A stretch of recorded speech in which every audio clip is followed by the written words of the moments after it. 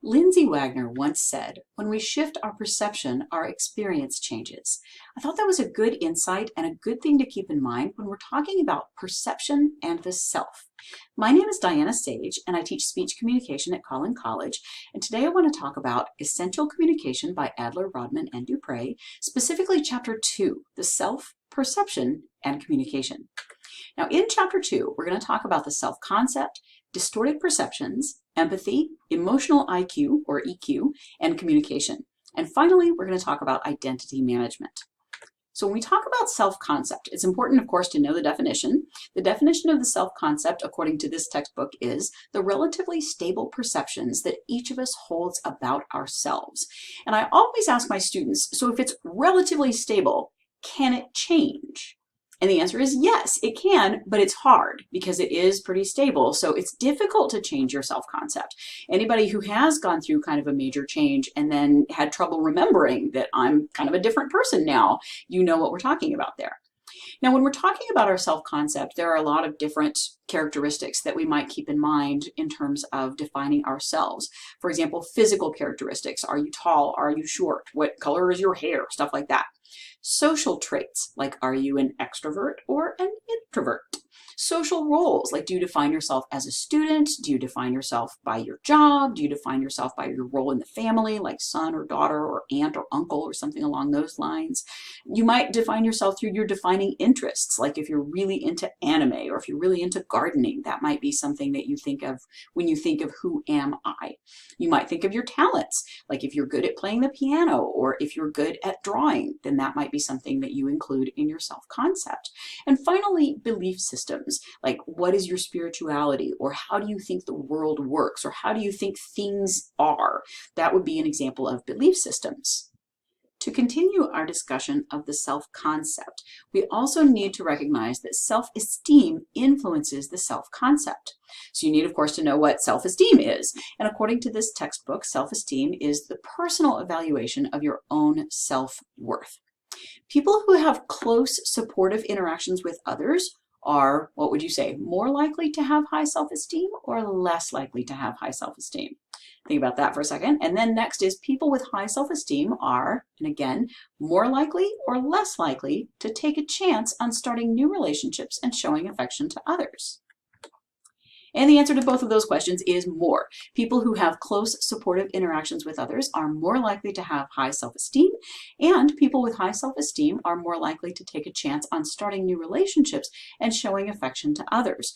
So having high self-esteem is going to help you form relationships with others, and those relationships with others are going to help you have high self-esteem. Now, there are some misconceptions about self-esteem. It's kind of a tricky concept. Years ago, people started noticing that people with high self-esteem were successful. And you may have heard the saying, correlation does not equal causation. But people kind of made this mistake and thought that self-esteem would cause success. When, of course, if you think about it logically, it was more that the success led to the high self-esteem. Because, of course, if you're successful, then you're going to feel good about yourself. But they thought it was the opposite, that if we just built up children's self-esteem, then they would grow up to be successful. So here's this question. Self-esteem does or does not guarantee success in personal and professional relationships? Well, of course, it does not. And my example here is from Orange is the New Black. If you ever watch that television show, Orange is the New Black, there's a scene where Larry, this is Larry, is talking to his dad.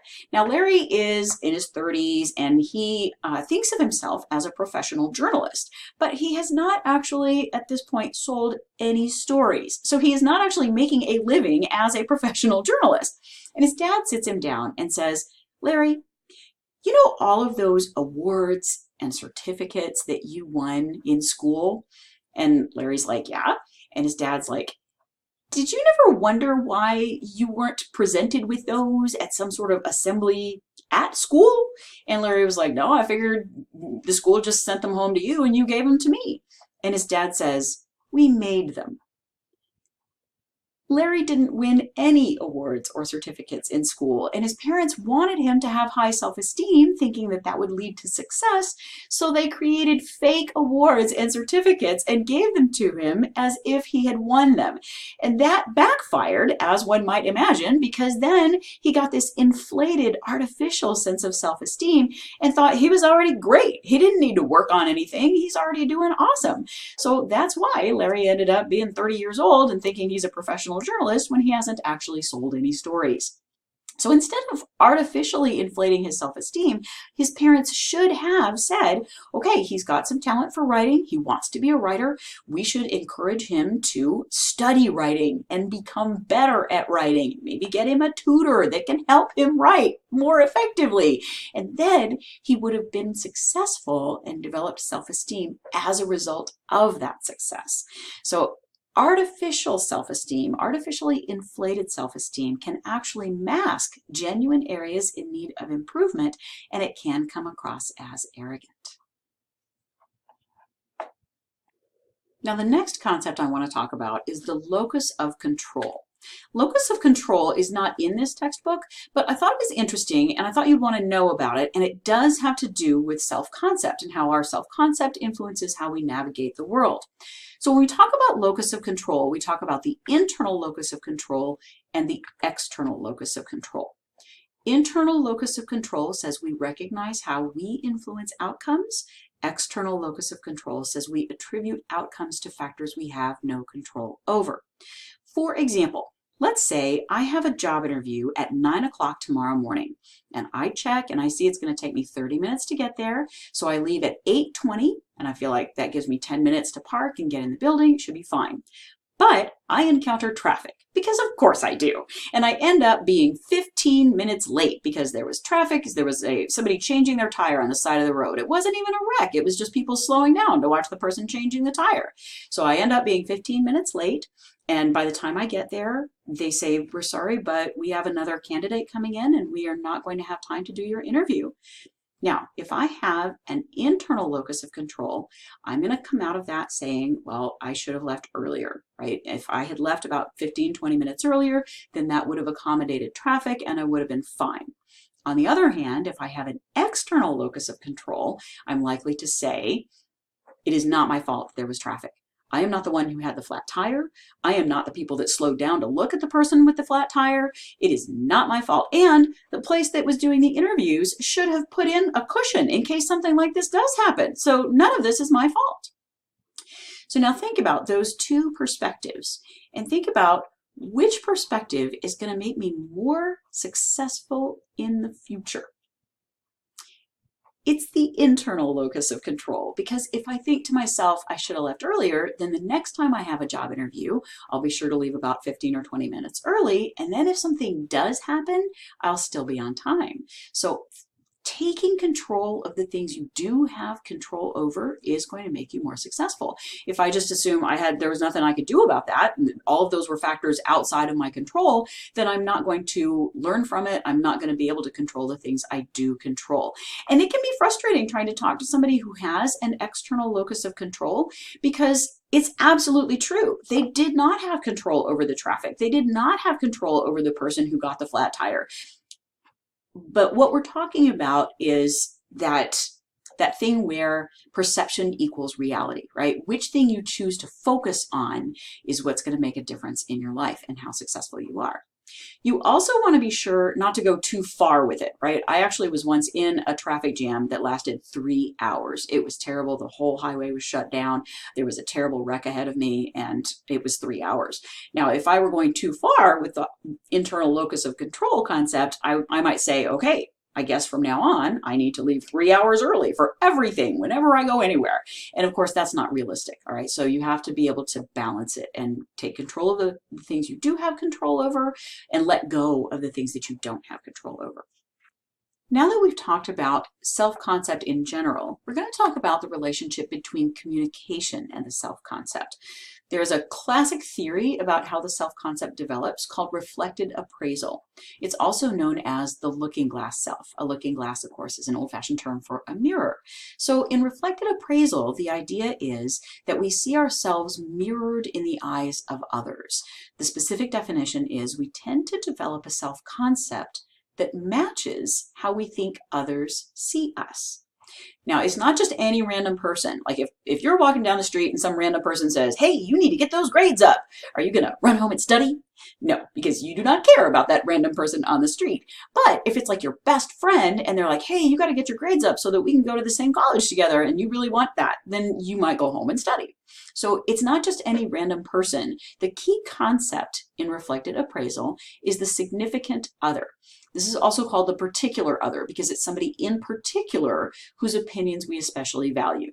Now, I know in general, you've probably heard significant other to specifically mean your sweetheart, but it's not just your sweetie. It really is anyone whose opinions you especially value. So your big brother or sister, or a teacher who you admire, or your parents, somebody whose opinions you especially value.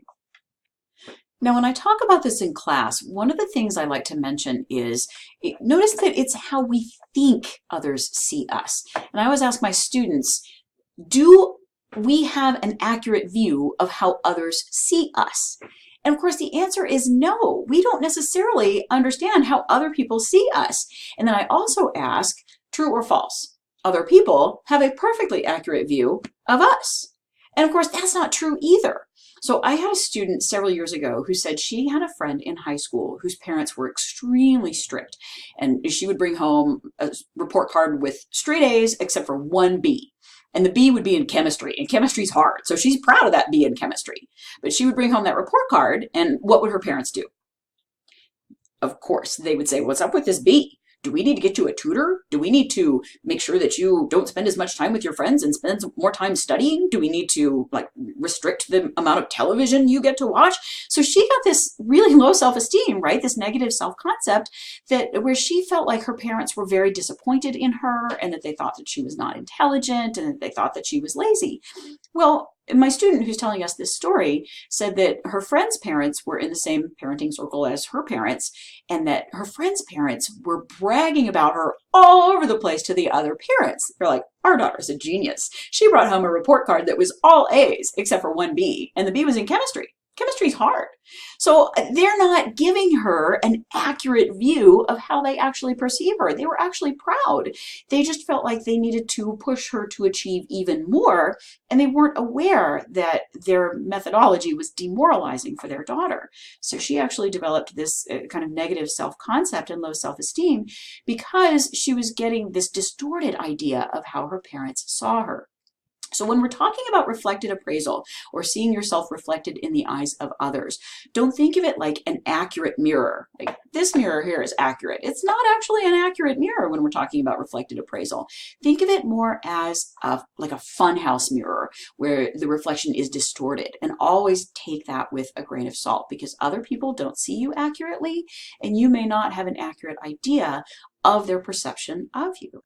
There is another theory about how the self-concept develops. It's not in the textbook, but it's good to know. It's called social comparison theory. According to social comparison theory, we also develop a self-concept through comparing ourselves to others. Now, just like in reflected appraisal, we had the key concept of the significant other, where we're not just absorbing the opinions of random people out there, it's only people whose opinion we especially value. Similar concept in social comparison theory is reference groups. So we're not comparing ourselves against just everybody out in the world. Reference groups are specific groups that we align ourselves with. So for example, you might just be really into the beach. You love the beach, and those are your people, the beach people, and that's who you align yourself with, and that's who you compare yourself with. Or you might be really into dancing, and so that's your people, or the people who are into dancing. Or maybe you're really into gardening. Now, if you are really into dancing and you are not at all into gardening, are you going to say to yourself, oh, I'm such a loser, I don't have a green thumb at all, I am just terrible at gardening? No, because gardening's not your thing. Now, you might be a dancing gardener, you might be into both. You can, of course, align yourself with multiple groups, but if there's something that's just not your thing, you are not likely to beat yourself up because you're not good at that thing, because that's not your reference group. This is probably a good place to wrap up part 1 of chapter 2. There is, of course, a lot more to chapter 2, but we're going to talk about it in the next video, part 2. So stay tuned for that.